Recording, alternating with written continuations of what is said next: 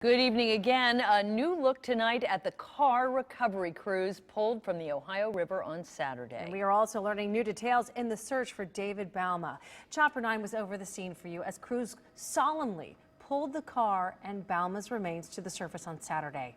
9 on your side obtained the missing persons report that led police to believe it was Bauma in that car that fell off the Combs Hill Bridge.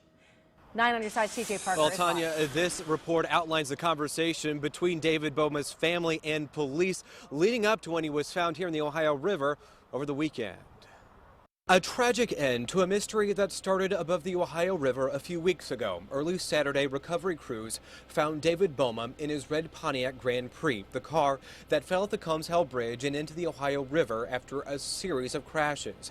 9 on your side got a look at that car today, police allowing us to look at the wreckage retrieved from the river. The idea that David was in the car began in Milford, where he lived. A family member contacted police saying his place of work, Cardinal Solutions, hadn't seen him in days. Police went to his home and talked to neighbors who also say they hadn't seen him. Police were able to make entry into his home, where they found his insurance card verifying he drove a red Pontiac, matching the description of the car that fell off the bridge. David's cell phone was then tracked, and a cell phone tower in Newport, Kentucky pinged his phone to a location near the bridge. That phone was no longer registering. David's family's fears were realized when he was identified over the weekend. Police used dental records to identify him. Former co-workers of his stunned to hear the news. To find out after so long that it was somebody that you knew or were acquainted with it hits you. Greg Harshfield worked with David a few years ago at Macy's in Mason.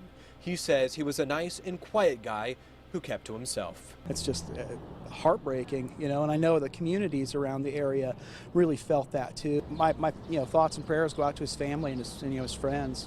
He's a good guy.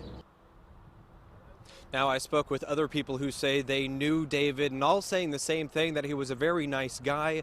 Funeral arrangements are being made in his home state of Michigan. We're live in Campbell County. I'm TJ Parker, 9 on your side.